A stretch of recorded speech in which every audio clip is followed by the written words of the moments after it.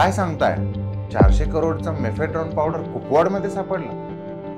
50 कोटीचा MD powder विट्यामध्ये सापडला. काही ठिकाणी टर्मिनचा साठा सापडला.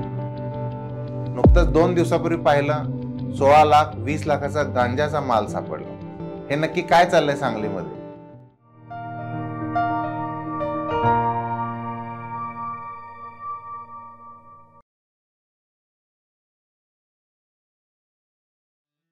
नमस्कार, मी डॉक्टर चंद्रशेखर हाळिंगरे. मी सायकॅट्रिस्ट आणि व्यसनमुक्ती तज्ज्ञ म्हणून गेली 18 वर्ष मिरज येथे प्रॅक्टिस करत आहे. आपण या बातम्या नेहमीच ऐकत आलो आहोत. गेल्या वर्षभरापासून तर सांगलीमध्ये वेगवेगळ्या व्यसनांचं प्रमाण हे वाढलेलं आपल्याला आढळत आहे. कालचीच बातमी आहे, 16,000 रुपयाचा सिगरेटचा माल सापडला, सुगंधी सुपारी सापडली, गुटख्याचा माल सापडला. तर नक्की काय चाललंय? तर हे लक्षात घ्या की आजकाल तरुणांमध्ये या व्यसनांचं प्रमाण आढळत आहे. आपण सर्वजण जाणतो की व्यसन म्हटलं तर डोळ्यासमोर फक्त दारू नजरेला येते. दारूशिवाय तंबाखूजन्य पदार्थांचं पण व्यसन हे आढळून येतं. आता असे कोणते पदार्थ असू शकतात?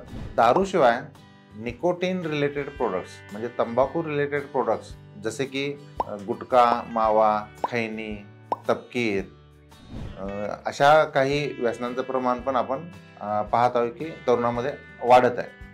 याशिवाय आणखी व्यसन जर बघितलं तर कॅनॅबिस हा एक ॲडिक्शनचा सबस्टन्स आहे आणि याचे 3 प्रोडक्ट्स म्हणजे भांग, गांजा, चरस एकाच प्लांटपासून हे 3 प्रोडक्ट्स बनतात आणि याचे जे कॉन्सन्ट्रेशन आहे, ज्याचं केमिकल कंपोनंट आहे 9 THC म्हणजे 9 टेट्राहायड्रो कॅनॅबिनॉल, याचा जे कॉन्सन्ट्रेशन आहे त्यानुसार भांग, गांजा, चरस याचं वर्गीकरण केलेलं आहे.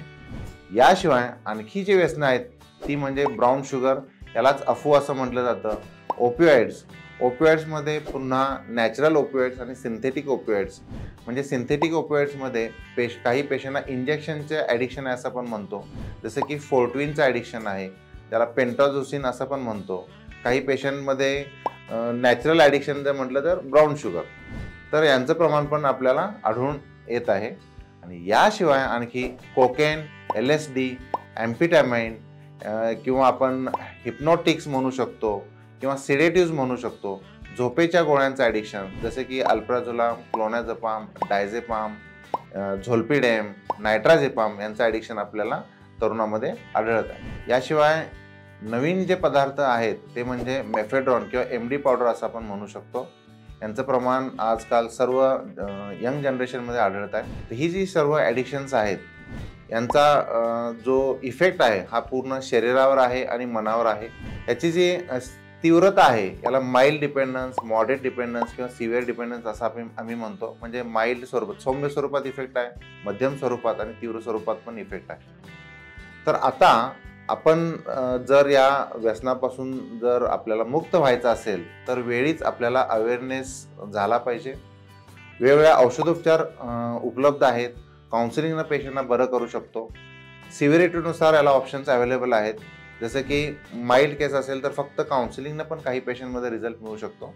मॉडरेट टू सिव्हिअर केसेसमध्ये औषधोपचाराने आणि काउन्सिलिंगने आपण पेशंटला बरं करू शकतो. औषधोपचारामध्ये म्हणजे महत्त्वाचा विषय आहे तो म्हणजे विड्रॉल मॅनेजमेंट. म्हणजे त्या व्यक्तीला जर तो व्यसन जर खायला किंवा प्यायला मिळालं नाही तर त्याला शारीरिक किंवा मानसिक लक्षणं दिसतात आणि अशी लक्षणे दिसू नये म्हणून, म्हणजे व्यसन बंद झाल्यानंतर त्रास होऊ नये म्हणून, त्या व्यसनाची इच्छा होऊ नये म्हणून, म्हणजे याला अँटी क्रेविंग ड्रग्ज म्हणतात. आणि तिसरा जो घटक आहे तो म्हणजे ॲव्हर्जन थेरपी किंवा आपण असं म्हणू शकतो की अँटॅब्यूज थेरपी. म्हणजे अशी औषधं आम्ही चालू करतो ज्यावर जर पेशंटनं जर नशा केली तर त्या पेशंटला शारीरिक त्रास होतो. म्हणजे withdrawal management, anti craving drugs आणि अँटॅब्यूज थेरपी यांचा या तिन्ही ग्रुपचा आपल्याला समन्वय साधून ट्रीटमेंट करायला पाहिजे. फक्त लक्षात घ्या की रिॲक्शन होणारे जे टॅबलेट्स आहेत त्या फक्त अल्कोहोलसाठी उपलब्ध आहेत. बाकीच्या ॲडिक्शनसाठी ज्या ट्रीटमेंट्स आहेत त्याच्यामध्ये फक्त औषध दिल्यानंतर फक्त विड्रॉल मॅनेजमेंट आणि क्रेविंग कमी होतं, रिॲक्शन अजिबात होत नाही जरी पेशंटनं व्यसन केलं तरी. आणि याशिवाय पेशंटला काउन्सिलिंग म्हणजे REBT असेल, CBT असेल, म्हणजे जसे ज्या पद्धतीची काउन्सिलिंगची पेशंटला गरज आहे त्यांचा समावेश करून आपण पेशंटला इम्प्रूव्हमेंट देऊ शकतो. ट्रीटमेंटच्या दरम्यान पेशंटच्या नातेवाईकांची अशी तक्रार असते की आमचा पेशंट मान्यच करत नाही ट्रीटमेंट घेण्यासाठी. तर लक्षात घ्या, माइल्ड केसेसमध्ये काही पेशंट ॲक्सेप्ट करतात की त्यांना व्यसन आहे, तर अशा लोकांना आपण काउन्सिलिंगनं बरं करू शकतो. आणि काउन्सिलिंगनं जर शक्य नसेल तर आपण औषधोपचार सुरू करू शकतो. गेल्या वर्षभरामध्ये सांगलीमध्ये हे जे प्रमाण वाढत आहे हे बघून निर्मल हॉस्पिटल व व्यसनमुक्ती केंद्रातर्फे आम्ही निर्मल व्यसनमुक्ती अभियान राबवण्यास सुरुवात केली आहे. आमची अशी इच्छा आहे की सांगली ह्या व्यसनमुक्त झालं पाहिजे, व्यसनमुक्त जिल्हा म्हणून आपण सरकारने डिक्लेअर करायला पाहिजे अशी आमची इच्छा आहे. ही सुरुवात सांगली जिल्ह्यापासूनच आम्ही करणार आहोत. आमची इच्छा तर संपूर्ण भारत व्यसनमुक्त राहावं हीच इच्छा आहे, पण ही सुरुवात आपल्या जिल्ह्यापासून करण्यास काही हरकत नाही. आणि याच्यासाठी आमची सर्वांना कळकळीची विनंती आहे किंवा आव्हान आहे की या अभियानासाठी आपण सर्वांनी सहभाग नक्कीच द्यावा. आणि मी मगाशीच माहिती सांगितलेली आहे की पेशंट जर कोऑपरेटिव्ह असेल, सहकार्य करत असेल तर त्याला काउन्सिलिंगनं आपण मदत करूया. पेशंट जर तयार नसेल तर आपण औषधोपचार किंवा गरज पडल्यास ॲडमिशनची पण आपण त्यांना ऑप्शन देऊ शकतो ॲडमिशनसाठी. निर्मल व्यसनमुक्ती अभियान राबवताना बऱ्याच जणांची अशी शंका असते की आम्ही मॅन पॉवर म्हणून कमी पडतो, आमच्याकडे सोशल सपोर्ट नाही, मी एकटा काय करू शकतो.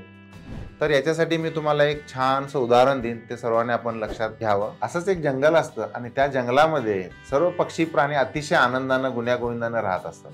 आणि एकदा काय होतं की त्या जंगलाला लागते आग, आणि आग लागल्यामुळे सर्व पक्षी प्राणी आता इनसिक्युअर होतात आणि त्यांच्या असं लक्षात येतं की आता आपल्या जीवावर म्हणजे बेतणार आहे आणि आपण सर्वांनी काहीतरी केलं पाहिजे. मग सर्वजण असं ठरवतात की आपण ही जी आग लागलेली आहे ही आग आपण सर्वांनी मिळून काहीतरी मदत करून विझवायला पाहिजे. मग सर्व प्रकारचे पक्षी प्राणी अतिशय धडपड करून गडबड करून विझवण्याचा प्रयत्न करायला चालू करतात. मग जिराफ येतो, जिराफ काय करतो की एक बकेट घेतो, बकेटमध्ये वाळू घेतो, ती आग विझवायचा प्रयत्न करतो. हत्ती येतो, तो हत्ती सोंडेमध्ये जिथं पाणी मिळेल तिथं पाणी सोंडेनं टाकून आग विझवण्याचा प्रयत्न करतो. सर्वजण आपापल्या परीने प्रयत्न करत असतात. आणि त्यामध्ये एक छोटा पक्षी असतो, चिमणी असते, आणि ती चिमणी ती पण ठरवते की मी पण आग विझवणार. आणि ती काय करते, ते तिची जी चोच असते त्या चोचीमध्ये जेवढं पाणी मिळेल तेवढं घेऊन ती आग विझवण्याचा प्रयत्न करत असते. आणि चिमणीची ती धडपड बघून हत्ती हसायला लागतो. हत्ती त्या चिमणीला म्हणतो, अगं चिमणे, तू काय करतेस, तुझी एवढीशी चोच, तुझा साईज एवढा, आणि तुझ्या चोचीत जेवढं पाणी येईल आणि तेवढ्या पाण्यानं ती काय विझणार आहे का, तुझी अशी कशी मदत आम्हाला होणार आहे. तर हे बघा चिमणी काय उत्तर देते ते बघा. चिमणी म्हणते, हत्ती दादा, मला माहीत आहे की मी जेवढे एफर्ट्स घेते, मी जेवढं पाणी टाकते तेवढ्या पाण्यानं आग विझणार नाही, पण भविष्यामध्ये ही जी लागलेली आग आहे ती आग आज ना उद्या नक्कीच विझणार. आणि ज्यावेळी इतिहास लिहिला जाईल, हिस्ट्री ज्यावेळी लिहिली जाईल, त्यावेळी कुणी ही आग विझवण्यासाठी मदत केली आहे याची जर लिस्ट काढली आणि नाव लिहिलं गेलं तर माझं नाव शेवटी का होईना नक्कीच येणार. त्यामुळे या गोष्टीतून आपल्याला लक्षात येतं की चिमणीचा सहभाग जरी थोडा जरी असेल तरीही ही जी लागलेली आग आहे ती आग विझवण्यासाठी तिचा नक्कीच सहकार्य आपल्याला दिसून येतं. तर ही जी आग लागलेली आग आहे तशीच आग ही समाजाला लागलेली आहे व्यसनाची. आणि त्यामुळे व्यसनाचा जो हा वणवा आहे, जो पेटलेला वणवा आहे, जो यामुळे आता आपलं तरुण पिढी जी आहे ती नष्ट होत आहे, नुकसान होत आहे, यालाच आपण जर कंट्रोल करायचं असेल, थांबवायचं असेल तर आपण सर्वांनी ही लागलेली आग व्यसनाची आपल्याला विझवायची आहे. आणि ही जी आग विझवण्यासाठी आम्ही निर्मल व्यसनमुक्ती अभियान राबवण्यास सुरुवात केलेली आहे. आणि चिमणी एवढा जरी प्रत्येकानं जरी आपला सहभाग नोंदवला, सांगितलं, तरीही ही आग विझवण्यासाठी प्रत्येकाचा नक्कीच आम्हाला मदत होणार आहे. त्यामुळे प्रत्येकाला जेवढं शक्य आहे व्यसनमुक्तीच्या चळवळीसाठी तेवढं त्यांनी मदत करायची आहे. म्हणजे मॅनपॉवर नसलं तरी एकटाही हे काम करू शकतो, ग्रुपनं पण हे काम करू शकतो. म्हणजे आपण व्यसनमुक्तीसाठी अवेअरनेस करू शकतो, व्यसनमुक्तीबाबत आपण जनजागृती करून याचा इलाज कुठे करू शकतो, काउन्सिलरची मदत घेऊ शकतो, सायकियाट्रिस्टची मदत घेऊ शकतो, तज्ज्ञ डॉक्टरांची मदत आपण घेऊन पेशंटचा इलाज करू शकतो. तर माझी सांगलीकरांना मी असं म्हणेन की सर्व भारतवासियांना मी असं आवाहन करतो की जर आपल्या आजूबाजूला कोणी यंग जनरेशनचे किंवा कुणीही असेल व्यसन करणारे, म्हणजे ते तंबाखू गुटखा जरी असेल, दारू असेल, आणि हे जे नवीन उच्चभ्रू समाजामध्ये आढळणारे cocaine, LSD, amphetamine, brown sugar, MD powder, mephedrone, ketamine यांचा जर वापर आजूबाजूला जर आढळत असेल तर आपण त्यांना मदत करूया अवेअरनेसने, ट्रीटमेंटने. आमच्या निर्मल व्यसनमुक्ती अभियानाबाबत तुम्हाला जर आणखीन माहिती हवी असेल तर खाली दिलेल्या नंबरवर, म्हणजे काउन्सिलर आणि डॉक्टरांचे ते नंबर आहेत, तर त्यांना पर्सनली कॉन्टॅक्ट करून आणखी माहिती घेऊ शकता. आणि ज्यांना कुणाला व्यसनमुक्तीची गरज आहे त्यांना पण हा नंबर तुम्ही शेअर करू शकता. त्यामुळे हा जर व्हिडिओ आपणास सर्वांना जर आवडला असेल तर नक्कीच फॉरवर्ड करा, आमच्या चॅनलला लाईक करा, सबस्क्राईब करा, शेअर करा. आणि व्यसनमुक्तीचे जे हा अभियान आहे ते अभियान राबवून सांगली करूया चांगली. नमस्कार.